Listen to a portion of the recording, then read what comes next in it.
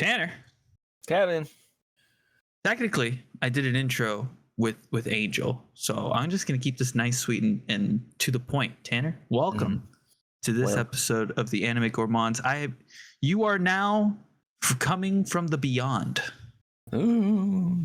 That's how I kind of described you in the previous intro. It's gonna be funny when it all ties in together, and I edit it perfectly. This is one that I will for sure listen to. Oh boy, I'm curious to see. Come on. What are you talking about? You listen to all of the podcasts. I used to listen to them more. Not that I think they've gotten worse. Thanks, Tanner.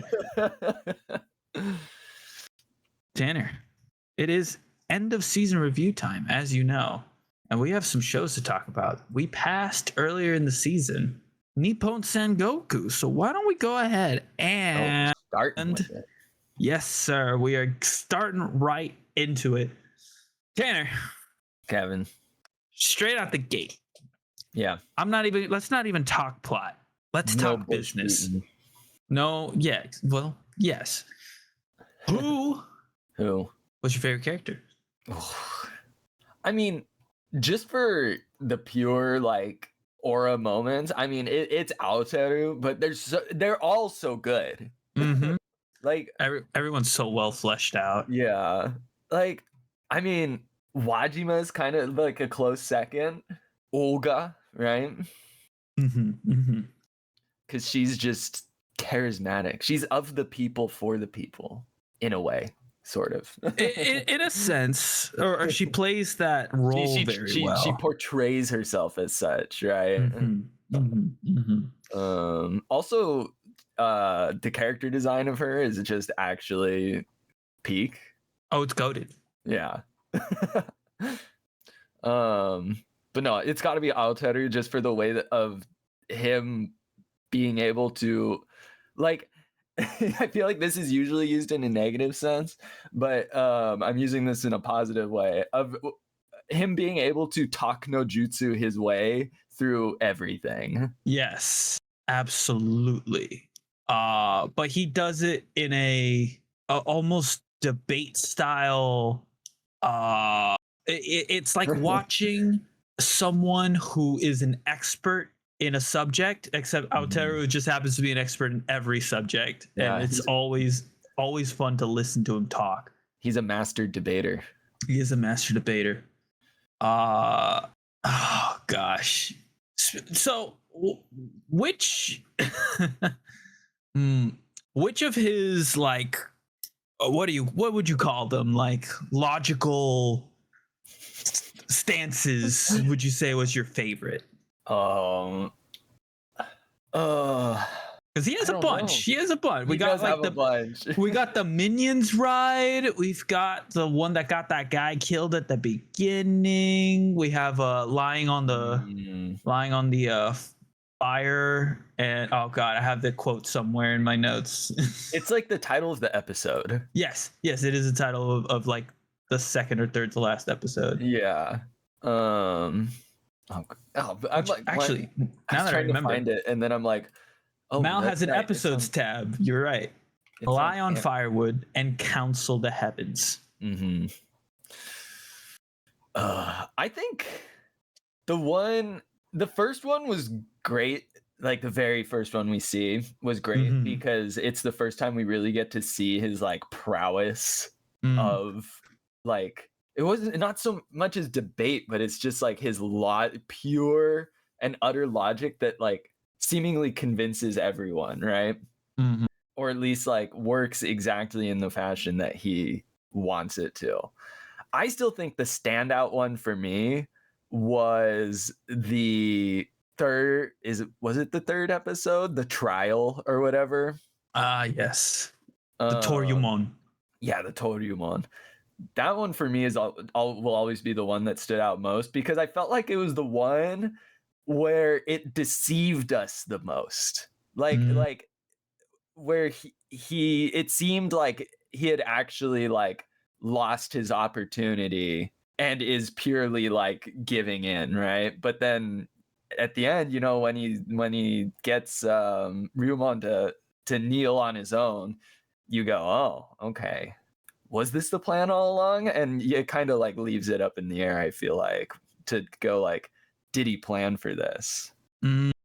How much is like him planning and how much is him maybe even like improvising as he reads the room? That it also almost just feels like a failsafe where he's really actually trying to like benefit Yamato. And, you know, if he fails, he at least still wants to, you know, well, I don't know exactly how to say it, but like he still wants to benefit the country or the clan or whatever that he's part of, right? He wants to affect change in whatever way he can. Yeah, and that's a good way to put it. He doesn't particularly care if he even gets credit for it, you know? Yeah, because I feel like after that point for me, it a lot of the other situations, although they're all very good, it's all like, okay, my goat can do this. Never a doubt. In front of the emperor in a room of people, you know, all preying on his downfall. It's like, I know he's got this. Right. One mistake and he's dead, right? Right. And you have no doubt, right? Yeah. No, that's good. I do want to talk about my favorite character real quick because he's the unsung goat. Unfortunately, he is now the dead goat, Kaku. Oh. Wait, can I first say? Gorgeous man. Holy shit. The glasses with the the hair up.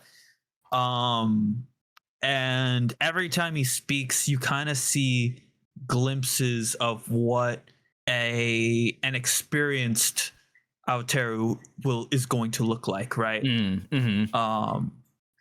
But Kaku is like just so cool, dude. Clearly a genius, clearly like dependable, relied upon by our general. Awesome. He's just an awesome guy. Miss him already. And I think seeing him towards the end when he's dealing with his disease and he's clearly, you know, on the verge of death, you know, and he looks sickly. And I think that's when I really, even before he died, I was like already feeling sad about him. You know what I mean?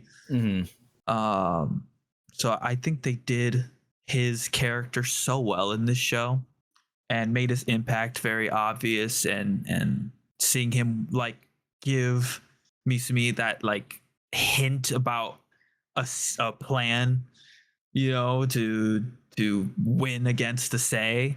Yeah. It was just awesome to see that all like break down, you know. Yeah. So Kaku's my goat. There's no wasted character in this show. Oh, that's a good way to put it. Absolutely. All right. Let's get into the meat and potatoes now that we have kind of, you know, smelled, tasted, and consumed the hors d'oeuvres. What the heck happens in Nippon Sangoku, Tanner? Because look, as well rated as it is on Mal, its popularity is in the 2000s. Its popularity ranking on Mal, which is criminal to me. And that's, we've been saying it more recently, but it's the curse of not being on a major anime streaming platform. Yeah, Amazon Prime Video. So there's a lot of people who might not even like have heard of this show that might be interested. So Tan, can you give your overview of the broad strokes of what happened? The broad strokes. Without spoilers? With spoilers, yeah. Look. There's two types of people here, right?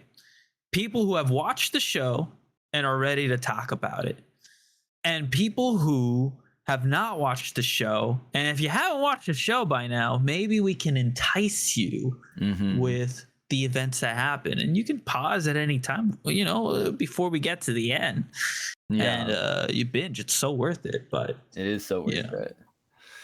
All right, how do we go about this? So our main character, right, Aoteru Misumi, he is we first meet him as he is just a local. What was his job before? He was something with agriculture, right? Yeah, I think he was just like the head of the town agriculture like committee or something. It was not like a high position. Yeah, but basically he's I don't know how I don't know if I want to do this in a joking way or a serious way.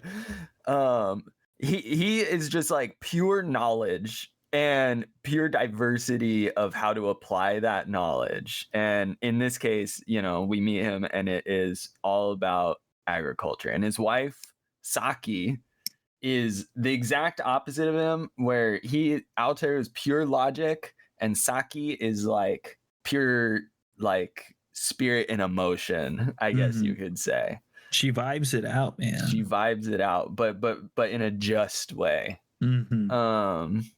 Because we hear about or we're shown, at least. I'm trying to think way back to when I was watching the first start of the show.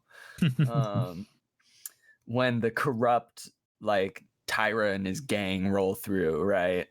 And they are very much like committing atrocities in the town, killing townspeople for seemingly nothing, and or at least beating them at the very least, I would say. And Saki stands up for one of these townspeople in pure heart, and she seems to be the only one willing to stand up to the government when it seems like anyone who does is going to get killed, right? That's just like the vibe we're all presented with. And Aoteru sees this from afar, and he is a wonderfully supportive husband. He loves Saki all the way through, and so he doesn't. I don't remember him thinking that she did wrong or anything like that. But unfortunately, this action ends up with getting Saki killed, beheaded by one of those tax collectors, I guess they were, for supposedly speaking down on Tyra, right? Who is in all, like, for all intents and purposes, he is like the actual emperor, because the emperor's a little weenie, right? And this is the first time we get to see Aoteru flex his ability to speak, right? Because he reasons with Tyra for why Saki was not the one to speak down upon Tyra, right? Because the tax collector said that Saki had called Tyra a fatso or whatever, right? And but Aoteru's his whole circular logic here, his reasoning is that Saki did not say who she was talking about when she said fatso. The tax collector just assumed that she was talking about Tyra. Thus, the tax collector actually feels that way about Tyra, right? And I mean, he does this in an incredible fashion, and it ends up with Tyra going, "Okay, kill the tax collector." Right? His head in 2 seconds. Yeah, right. And so it's like we're immediately set off with hating Tyra, but seeing how Aoteru was able to like almost like avenge Saki, because the whole thing they even said, like even Tyra said, was like, oh, he got revenge for his wife's killer, right? Because you place all this blame on Tyra because he's the one like giving the command to execute these people, right? But really the tax collector was the one to report to Tyra in a way that I guess probably wasn't entirely the truth, or at least a truth that no one would have gotten to without Aoteru, right? So it's just the show is setting itself up as like to sort of defying your expectations of how the story is going to proceed and how the characters are going to interact, right? And from that point on, we follow Aoteru as his goal now is to join the military to essentially, like, he definitely wants to get back at Tyra, but it's going to be this huge, super drawn out process, right? Playing the long game. The severely long game. And so it all starts with having to complete a test that happens how often was it? I don't know if they said exactly. Well, I can't recall, but I think it might be once a year. Once a year, once a month, something like that, right? I feel once like a month seems too often to get, multiple very high up people in the military all in one place, right? Yes, it does. But now, so he has to pass this test to join the military, and this is where we see Aoteru, like, or at least it lets us like think about whether this was his intention all along. And this is what I was talking about earlier with what was my favorite moment of him, Aoteru's ability to like reason and like use his logic and debate skills in his benefit, because the whole challenge of the test was to bring Ryumon to his knees, right? And everyone tries to do this physically and fails, except for good old Tsune-chan, right? Who kind of becomes like Aoteru's like sort of right-hand man, buddy guy, I guess. He's like, kind of a confidant, It's they have a very interesting dynamic, because like Tsune very much believes he's better than everyone, including Aoteru, but he still listens to him, But in the last moments of the test, Aoteru is able to bring Ryumon to his knees. Like Ryumon goes to his knees of his own accord because he has just heard the most incredible agriculture plan to ever be presented to him, essentially, right? They're having a problem with enough people in the force of the army, and Aoteru is basically saying, I have a way to, like, what was it? It was like triple that in 2 years or something, right? And so he's finally able to join. And I mean, it's going to take me an hour to go through every single little detail. So from this point on, now that I've set up like the beginning phases of the story, I'm going to move a bit quicker through it, right? But so we move on, and we are introduced to how the emperor is kind of just this like nothing guy who is like extremely weak and unconfident, and Tyra is truly the one in charge, right? Tyra sits down on the steps in front of the emperor, which is like super disrespectful, would get like anyone friggin' executed in a moment, right? But because the emperor has no spine, right, and seemingly was put in place by Tyra, is that correct? Yeah, so the way it kind of goes is Tyra had like a similar position, albeit one that I think he was maybe more subtle about how much influence he had on the government with the previous emperor. The previous emperor became, I think he described it as less useful to his ambitions or something along those lines. Yeah. And he kills him, puts his son in charge of the government. Yeah. Okay. And I feel like I've lost where I was going now, but that's okay. But so we see how truly weak the emperor is, and we see how Tyra is truly the one in charge. But he displays these interesting dynamics of like, he is obviously super willing to just like take out anyone in his way, but if someone has value to him, like Ryumon for his like military like commanding strength, he is not just going to kill anyone just because they disagree in this with what he wants, right? As long as they still will do what he says, I guess, in the end. And so, oh my gosh, why I'm like having slow brain power right now. Because I'm trying to recall the order of events here. But then I guess like the main antagonists of the show, or this season at least, are introduced, which is the country of Sei, which is to the north. And Tyra identifies it as weak, about to collapse, and so he sends out a order to surrender entirely, right?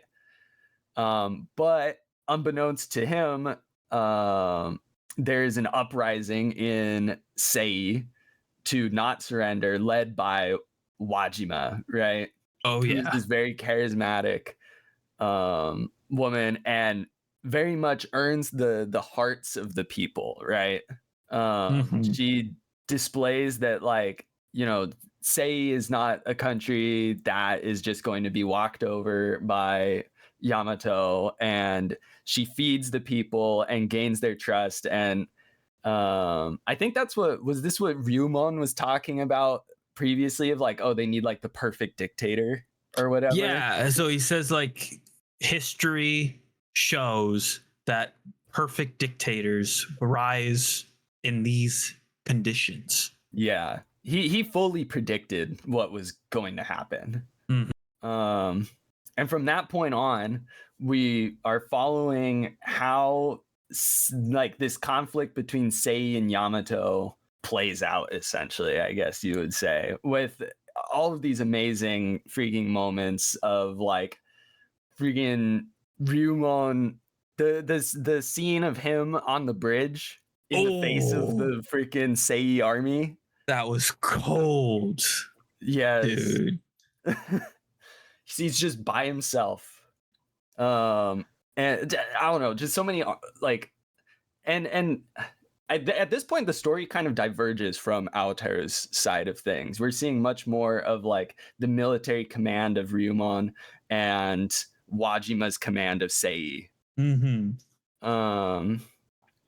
then in the last couple of episodes, it comes back to Aoteru, right? And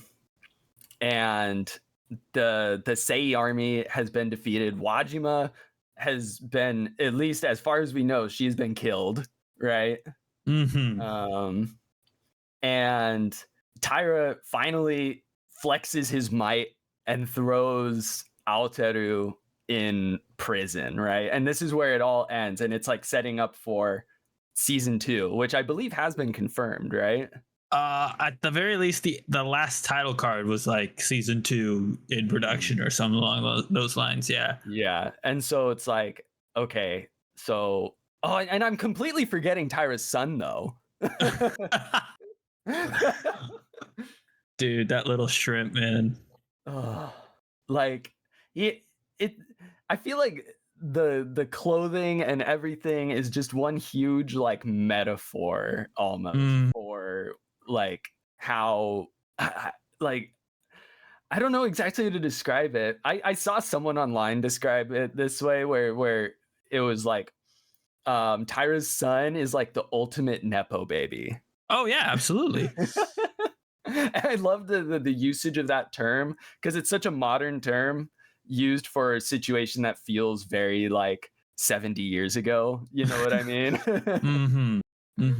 But you are right. Like the clothes not fitting him is literally a symbol of he's in a position he is vastly unprepared for. Yeah.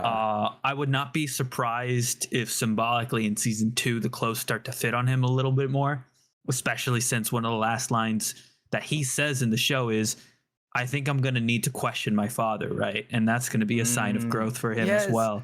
I love how like the whole time, you know, Tyra's son is introduced, you're like, the next character I'm gonna hate. Yeah. And then the writing is just so good that they make these characters 3-dimensional, and you're like, I just want to hate you. I'm on a just a plain surface, but no, You have to go and display actual like multifaceted thinking. He's got depth. God Dang damn it. No. I think you hit the broad brush strokes very well, Tan. And just to go into a little bit more detail, I love how, and I'm not a plot guy. I think I've made that like very, very clear on this podcast. Plot is like 20 to 30% of my grade for a show, generally speaking. Mm-hmm. But the plot in this show is undeniably amazing. And I think one of the things it does super well is literally everything has a consequence that you can be like, oh, why did this happen? Oh, it's because these things happened earlier. And why did the Kanazawa Night raid fail? Because this dude got in over his head and now he's dead. And he the dude loved Wajima so much he wanted to like impress her. Nagao. Yes. Yeah. Oh, and the way he died too. Oh, I couldn't help but feel a little bit bad. Right. But it's like just the way they present the events and their consequences and how those consequences lead to the next set of events. It's just like, it's a masterclass. I mean, for a show that half of it is literally just talking, you need a very compelling plot. Like the writing needs to be impeccable. Absolutely. And that's not to say what animation was there wasn't awesome. Oh, all the scenes with Ryumon fighting. Or even the scene where they invade that castle, like that castle that's on the front lines of where the Sei are beginning their invasion. Yeah. You've got like the general who's telling his people we have to retreat, and then his people being like, no, we need to stand. We're going to stand with you and fight. And the battle starts so bloody and deadly, and horses are dying. It's like, oh, fuck, dude. Like, what action animation there is really, really good.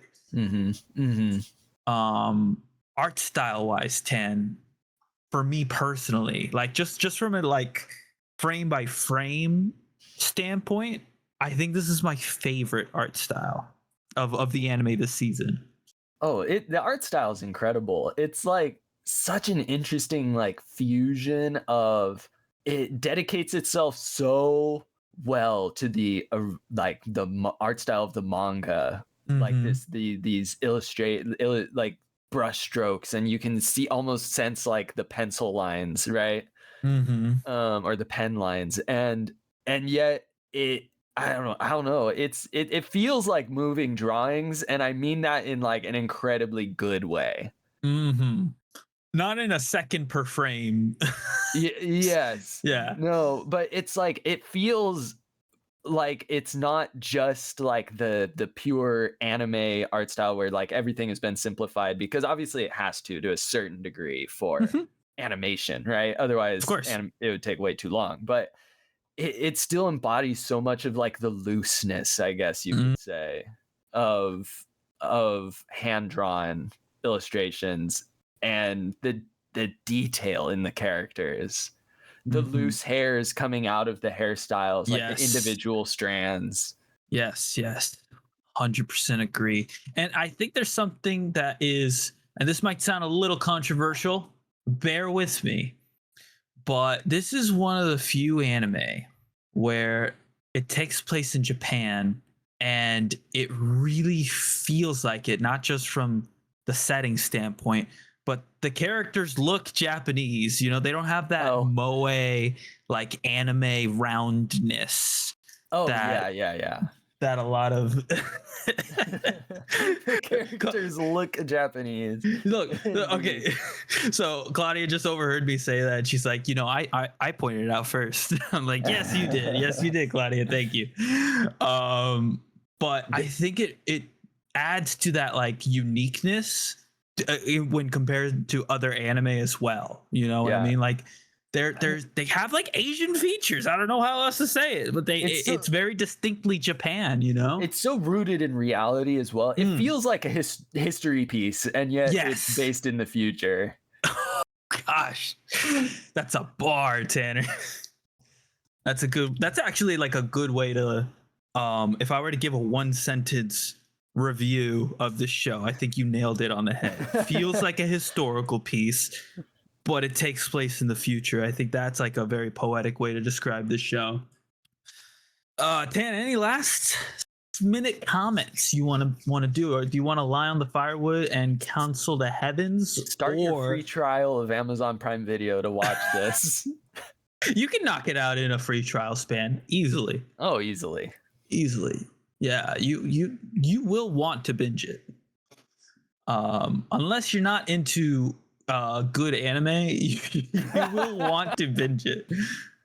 I mean, I get it. You know, some people don't like realistic art. So I watch anime to escape reality, not be reminded of it. You know, like I get it. If that's you, like that's you. But otherwise, this is just a can't miss show for me. Mm-hmm. Tan, Kevin, gotta bring out the rubric. All right. That's right, the Gourmand rubric. The Gourmand rubric. I have it pinned in the thing if you want a visual. But for our audience, quick reminder: Tanner, when we set out this rubric from 0 stars to 5 stars, and we set anime that were like perfect 0 stars, perfect 1 stars, perfect 2 stars, to set to set expectations, right? We're not just pulling numbers out of nothing. Your perfect 0 star is Chain Soldier. I'm loving what I'm gonna have to fucking compare this show to. Yeah, it's great. I know. Hey, it's your rubric. It is my rubric. It's so out of my usual wheelhouse, I guess. Your perfect 0 star was Chain Soldier, followed up by Can a Boy Girl Friendship at 1, Sword Art Online at 2, Monogatari series as your perfect 3 stars, Bocchi the Rock at 4, and Sign of Affection is as close to a perfect anime for you. So Tanner, on this rubric, where would you rate Nippon Sangoku? This is an anime that, like, the writing is the best part of it, whereas like A Sign of Affection is where the feeling it gives me is the best part of it, and so it's so difficult to compare. Notice I'm jumping immediately to the 5-star category. Oh man, it's like, it's tough to give anything a 5-star, honestly. It is because you have to admit it's going to supplant. Essentially, giving it a 5-star means it's your new 5-star on the rubric. You know what I mean? Yeah. But, you know, I am also one of those people where, you know, this isn't necessarily a show that I would watch all the time. Like, this isn't my genre, because, like, I like to use anime to relax, and this show is not the most relaxing. That's facts. But it's got to be like, you know, 4.8. You know, it's got to be like way towards the top, but just not quite that 5. Yeah. I'm in lockstep with you, Tan. For me, between a 4 and a 5, so between Beyond the Boundary and Freyrin, which is the anime I have set in that range. I think I'm in exact agreement with you. 4.8 was the number that first popped into my head.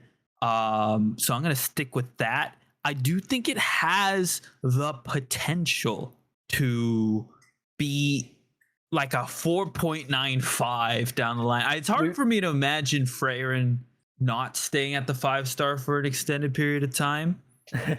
But I wouldn't mind being pleasantly surprised, though. If this show does what I think would make it a 5-star, it would be that, like, you know, this story is going to be drawn out.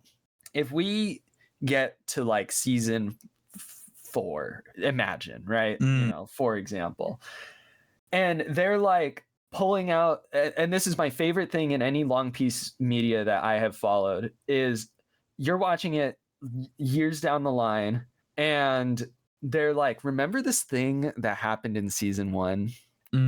That's like one of the most relevant things that could have possibly happened, and we're bringing it back, and we're gonna boggle your mind with how we even thought of to connect this.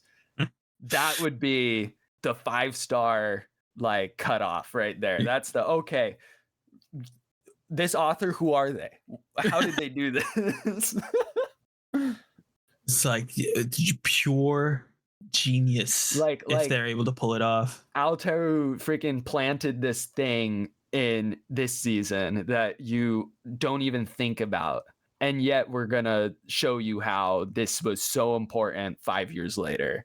So you got to understand, when Aoteru builds an exact replica of Minion Mayhem to kill Tyra, your mind's going to be blown. Imagine though. Oh my gosh. No, fantastic. Tanner, Nippon Sangoku, a 4.8 between two of us. I think that's a pretty solid show. Oh yeah, it's the dark horse of the season. Absolutely. And for all we know, ratings wise, it might already be the highest rated anime of the season. We'll see. We haven't rated all the anime yet, so I'm just saying 4.8 is going to be tough. Yeah. Our rating. Yes, our rating. I have not compared the overall ratings, but that would be an interesting recap thing to do. Yeah. Oh well. Idea for another time.